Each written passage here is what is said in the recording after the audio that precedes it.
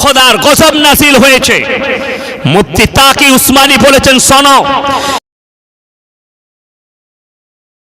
আপনারা জানেন না হাদিস আর কোরআন, নবীজি সাল্লাল্লাহু আলাইহি সাল্লামের হাদিস, কিয়ামতের আলামতগুলো শুনে নাও, একটা একটা করে প্রকাশ পাবে।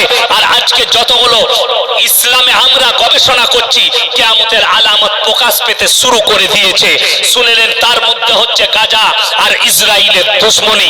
গাজা ফিলিস্তিনের আর ইসরায়েলের যুদ্ধ তার একটা চিঙ্গারি, গোটা পৃথিবীতে এই চিঙ্গারি ছড়াবে। পৃথিবীতে মহাযুদ্ধ যেটা ঘটবে হাদিস মোতাবিক, সেই যুদ্ধটা ফিলিস্তিনকে নিয়ে নয়, জেরুজালেমকে নিয়ে নয়, আল আকসা মসজিদকে নিয়ে নয়, পৃথিবীর কোন মুসলিম দিকে নিয়ে নয়।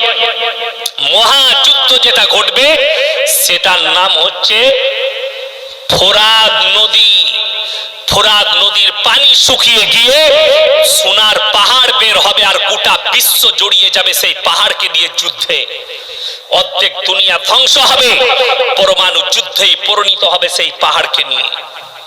আপনি কি মনে করছেন যুদ্ধ খালি ওখানেই দাঁড়িয়ে থাকবে? গোটা বিশ্বের দরবারে পৌঁছে যাবে যুদ্ধ, মহাযুদ্ধে পরিণত হবে। হাজার হাজার মুসলমানের, হাজার হাজার মানুষের প্রাণ চলে যাবে। আমার ভাই, আল্লাহর কাছে কাঁদবেন, আল্লাহ আমাদের ঈমানকে মজবুত করে দাও, বলুন আমিন। আপনি ভেবে দেখুন, আমরা ভারতবর্ষে বাস করছি,